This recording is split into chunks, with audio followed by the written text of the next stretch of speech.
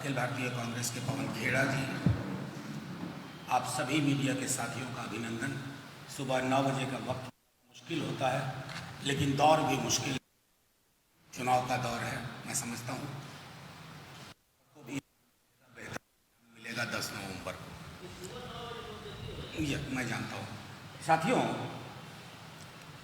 एक गंभीर विषय पर बात करनी है सर्वप्रथम, उसके बाद 2-3 छोटे छोटे मुद्दे हैं।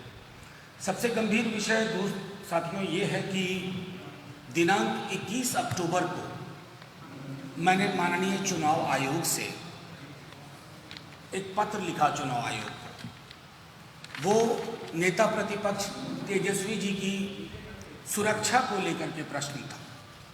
चाहे हेलीपैड के आसपास का मामला हो, बैरिकेडिंग टूटने का मामला हो, अफरा तफरी का मामला हो, हमने माननीय चुनाव आयोग को आगाह कर दिया था 21 अक्टूबर को, यानी कि 16 अक्टूबर से कैंपेन शुरू हुआ, 21 अक्टूबर को हमने ये बात सामने रखी। माननीय चुनाव आयोग ने एक पत्र भी लिखा संबंधित जिला वहाँ के लोकल प्रशासन को, लेकिन मैं आपके माध्यम से ये कहना चाहता हूँ कि किसी भी, और आप सब ने कवर किया है, किसी भी सभा स्थल पर, किसी भी हेलीपैड पर सुरक्षा के पुख्ता इंतजाम नहीं रहते हैं। नतीजे में नेता प्रतिपक्ष तेजस्वी जी को खुद ही कैंपेन के साथ साथ अपनी सुरक्षा की कमान भी संभालनी पड़ती है। आप कल्पना कर सकते हैं कि जिस प्रकार के कैंपेन में हम हैं, नेता प्रतिपक्ष दिन में 13, 14, 15, 16 सभाएं कर रहे हैं, उसमें अगर आप सुरक्षा के पुख्ता इंतजाम नहीं कर पा रहे हैं, ना हेलीपैड पे, ना हेलीपैड से लेकर मंच तक, ना मंच पे, तो आखिर आप क्या चाहते हैं? हम बहुत परेशान थे, चिंतित थे। हम आपको कुछ विजुअल्स दिखा रहे हैं, आप स्वयं निर्णय करें, क्योंकि हेलीकॉप्टर के पायलट तक ने कंप्लेन किया कि हमारे लिए मुश्किल है, किसी की भी जान माल को नुकसान हो सकता है। आम तौर पे कहीं भी आपको सुरक्षा के इंतजाम नहीं दिखेंगे। मैं आग्रह करूंगा कि आप 1-1.5 मिनट का विजुअल देखें।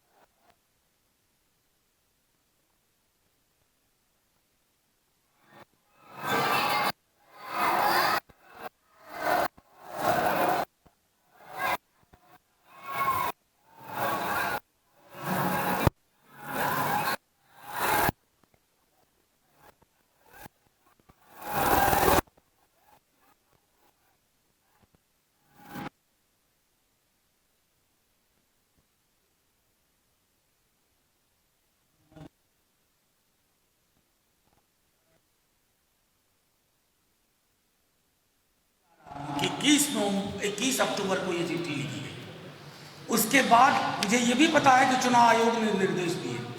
कौन रोक रहा है? जिला प्रशासन को। आप देख रहे हैं इस विजुअल में, कोई भी हादसा हो सकता है, किसी भी प्रकार की चीजें हो सकती हैं जो दुर्भाग्यजनक होंगी।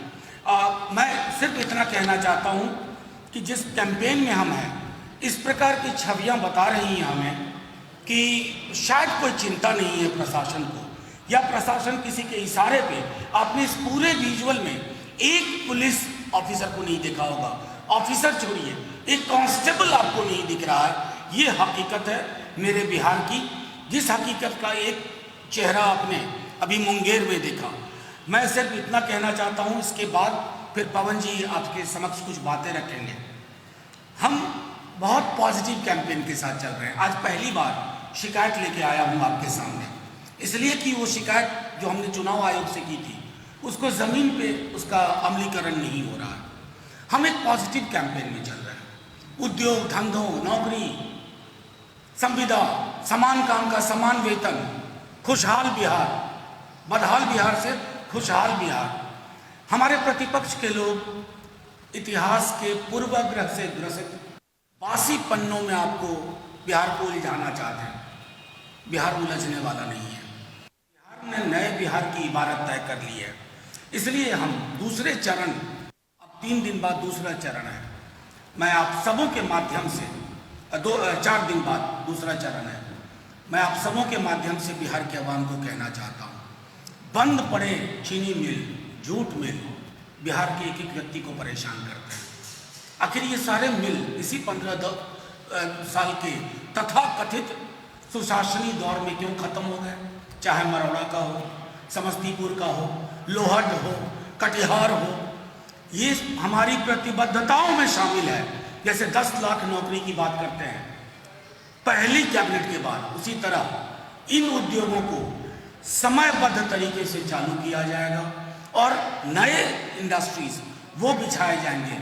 मैं सबों से आग्रह करूंगा, माननीय प्रधानमंत्री जी से लेकर के माननीय मुख्यमंत्री जी से, आइए कम से कम कहिए तो सही कि हम एक पॉजिटिव एजेंडा पे काम कर रहे हैं। आप हमारे एजेंडा के बरक्स हमसे बेहतर कोई बात नौकरी की करिए, हमसे बेहतर कोई बात उद्योग की करिए, हमसे बेहतर कोई बात एग्रो प्रोसेसिंग इंडस्ट्री की करिए, हमसे बेहतर कोई बात संविदा कर्मियों के जीवन को बेहतर बनाने के लिए करिए, हमसे बेहतर कोई बात जीविका दीदी के लिए कीजिए, आशा कर्मी के लिए कीजिए, नियोजित शिक्षक के लिए कीजिए, हमसे बेहतर कोई बात स्मार्ट गांव की जो हमारी कल्पना है उसकी करिए, शिक्षा की गुणवत्ता की करिए, समान काम के समान वेतन की करिए, हमसे बेहतर करिए, तो बिहार को मजा आएगा। लेकिन आप तो बदतर एजेंडे में जा रहे हैं। तो यहाँ मुकाबला बेहतर और बदतर का है। मैंने कहा पहली बार शिकायत लेके आया हूँ, इसके बाद फिर कभी शिकायत लेके नहीं आएंगे। शिकायत इसलिए इसमें नेता प्रतिपक्ष से लेकर के किसी हमारे आम भाई बहन के साथ कोई हादसा हो सकता है। कौन जिम्मेवार होगा इसका? कहीं तो जाकर के ये चीजें रुकनी चाहिए। शुक्रिया आप लोगों का। मैं पवन जी से आग्रह करूंगा। मनोज झा साहब ने एक बड़ा महत्वपूर्ण मुद्दा उठाया, जहां नेता प्रतिपक्ष की सुरक्षा के साथ इतनी कोताही बरती जा रही हो। बिल्कुल सही बात है कि या तो नीयत में खोट है और या व्यवस्था चरमरा गई, या इनमें काबिलियत नहीं रही है किसी को भी सुरक्षा प्रदान करने। जो भी हो, मामला गंभीर है।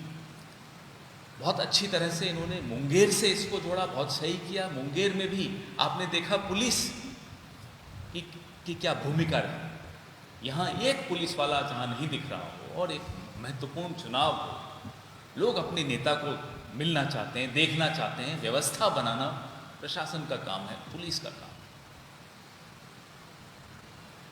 जब से चुनाव शुरू हुआ, जब से नीतीश बाबू और मोदी साहब यहाँ प्रचार करने घूम रहे हैं बिहार में, एक भी ठोस न तो अपनी उपलब्धि बता पाते हैं, न भविष्य का रोड मैप बता पाते।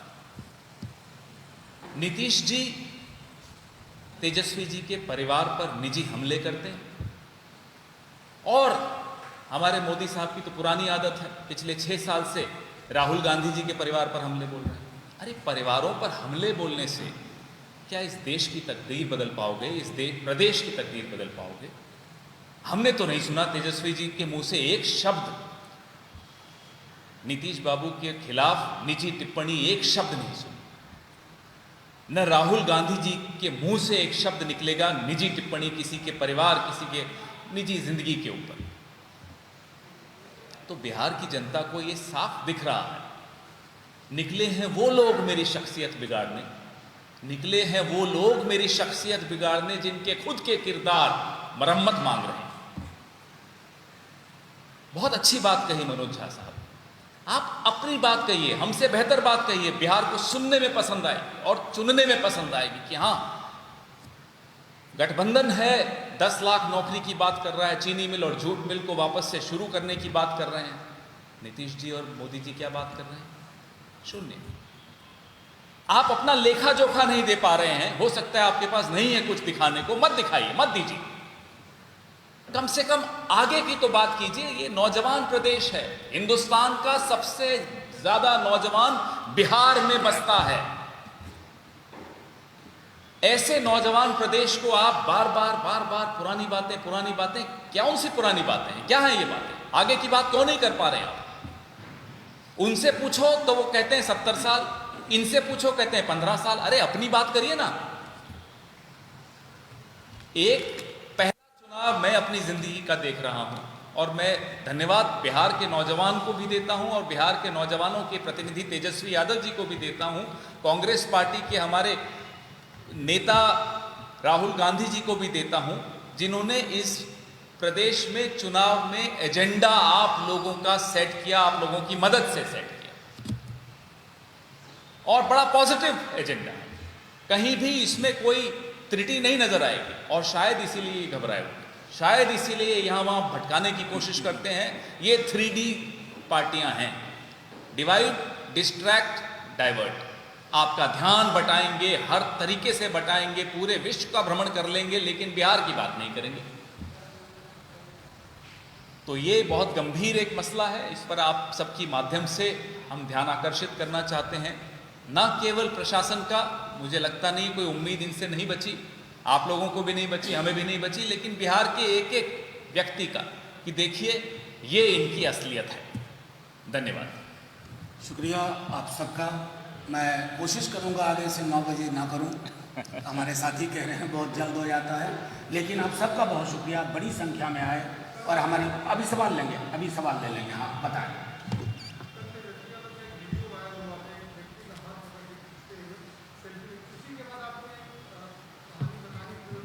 नहीं, ये चिट्ठी क्या उसके बाद की है क्या? नहीं, ये चिट्ठी कब की है? ये चिट्ठी कब की है? 21 की। ये चिट्ठियां सार्वजनिक, ये चिट्ठियां सार्वजनिक नहीं, ये चिट्ठी नहीं, आप मेरी बात समझिए। नहीं, आप मेरी बात सुन लीजिए, उसके बाद फिर आप सवाल पूछिएगा। आपका अगला सवाल भी लूंगा, सवालों से वो भागते हैं, हम नहीं। मैं आपको सीधी बात कहता हूँ, 21 तारीख का ये की चिट्ठी है। आप चुनाव आयोग को चिट्ठी लिखते हैं तो आप उम्मीद करते हैं उसका जवाब आएगा। मुझे ये पता है चुनाव आयोग ने हर जिले को दिया। कल जिस जगह के वीडियो का आप जिक्र कर रहे हैं उसका नाम धर्मेंद्र है, उसने खुद आज हर जगह लिखा है कि राउटर चल रहा था, मुझे अगर खींच के नहीं हटाया होता तो परेशानी हो सकती थी। सवाल यहाँ इस वीडियो उस वीडियो का नहीं है, अफरा तफरी का है, जिसमें किसी को भी मीडिया कर्मी, अंदर मीडिया की एक साथी बैठी हुई थी, कुछ भी हो सकता था और हम हादसों के बाद जागने वाले लोग में से हो गए। वो नहीं होना चाहिए था। इसी संदर्भ में नॉर्मली इस तरह की चिट्ठियां मैं बहुत लिखता हूँ, सार्वजनिक इसलिए कर रहा हूँ कि ऐसे विजुअल्स हमारे पास अब आ रहे हैं जहां लोग हेलीकॉप्टर को हिला रहे हैं। आप अंदाज कीजिए कि एक पार्ट में कुछ हुआ तो आप फ्लाइंग देखिए कि 14, 15, 16, 17 सभाएं हो रही हैं, उसमें कितनी मुश्किलें आ सकती है। मेरा आशय वो था। Thank you. ये संभवतः परसों का है, मुझको लगता है कि कहीं गोरिया कोठी के आसपास का था, जहाँ तक।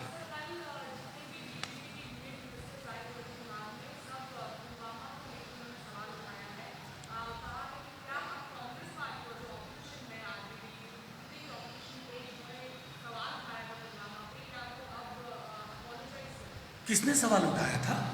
हमने तो कभी सवाल नहीं उठाया था। अब खुद ना ना ना किसी ने सवाल नहीं उठाया था। पूरी गंभीरता से कह रहा हूं, सदन में भी कहा था कि सेना के एक एक जवान जो सरहद पे हैं उनकी प्रतिबद्धता को सलाम। अरे साहब, देशभक्ति का पैमाना तौलोगे ना तो हम में अपने से 2-4 किलो ज्यादा ही पाओगे। बहुत स्पष्ट बात मनोज जी ने कही, कतई ऐसे कोई सवाल नहीं उठाए गए। सवाल बिल्कुल स्पष्ट हैं। हमारे 40 जवान शहीद हुए, ये प्रश्न चिन्ह सुरक्षा पे उनकी कैसे आया, ये सवाल तो एक एक हिंदुस्तानी का हक बनता है, हम सबका कर्तव्य बनता है। इन सवालों से बचना चाहते हैं, बचिए। कोई बात। Thank you. हाँ बता।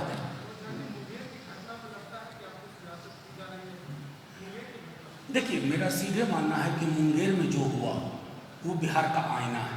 प्रशासन तार तार है, नीतीश के नियंत्रण में कुछ नहीं है। न बिहार, न सरकार, न पार्टी। और वो चिंता का विषय है कि एक इन चुनाव के बीच में जो कल मैं छवियां देख रहा था मुंगेर की, वो डराती हैं हर बिहारी को, चाहे वो सहरसा में हो, पूर्णिया में हो, समस्तीपुर में हो, मधुबनी में हो। मैं सिर्फ इतना चाहता हूं, शांति की अपील अपने दल की ओर से, गठबंधन की ओर से, कि जान माल से ऊपर कुछ नहीं है। आपसी भाईचारा कायम रखें। आपसी भाईचारा कायम रहेगा तो हम एक सुदृढ़ सुगढ़ बिहार की बनावट तय कर पाएंगे। जी जी, एक रुपये के सवाल लेना चाह रहा हूं।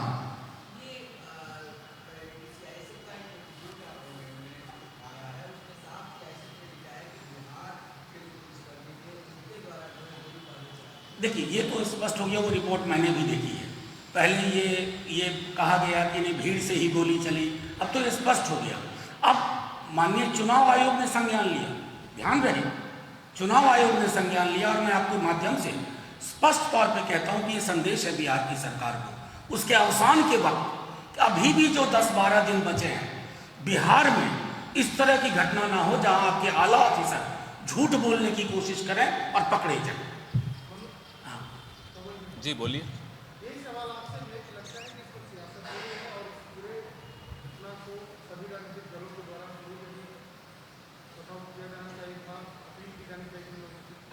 नहीं, अगर हम जो कि विपक्ष में हैं आवाज भी नहीं उठाएं कि वहां गलत हुआ दुर्गा भक्तों के साथ, ये कहना चाहते हैं आप?